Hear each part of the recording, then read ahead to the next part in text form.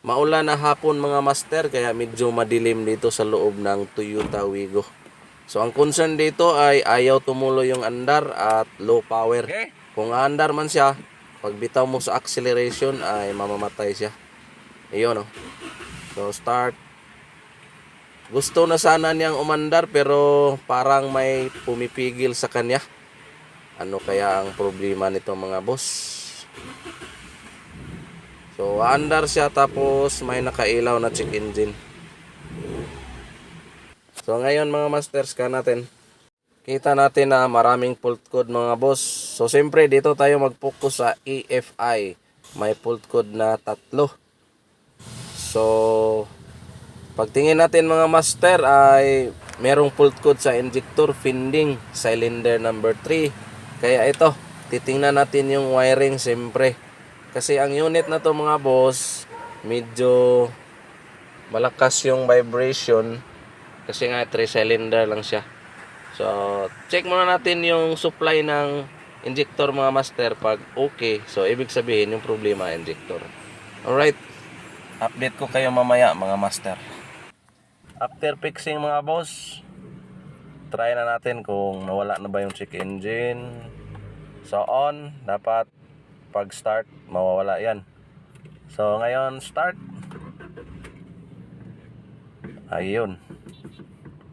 So wagtang yung kulay dilaw dyan na sign ng check engine light.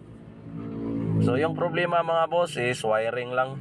So kumbaga yung negative sa supply papuntang injector ay nawala. So hindi ko lang nabidyuhan mga master, nagmamadali tayo. Kasi yung mayari din ay nagmamadali. So ngayon, dahil low power nga to, patakbuhin natin siyempre. Kung hindi na ba mag-pop up yung check engine dyan. Alright, so labas muna tayo mga boss. Saka nga pala natin patakbuhin mga master ay re-scan muna natin. Kita natin na pass no DTC, no data trouble code. Ibig sabihin mga master, na-fix natin yung problema. Alright. So ito na mga boss, pinatakbo na natin yung Toyota Wigo. Ayos. Magaling na siyang, malakas na siyang umarangkada. Ano bang magaling? So malakas na ang umarangkada mga boss. At maulan na hapon, no? Maulan na hapon mga master. Basa na naman tayo pag uwi. Ayos, oh. Yung pick up niya malakas na.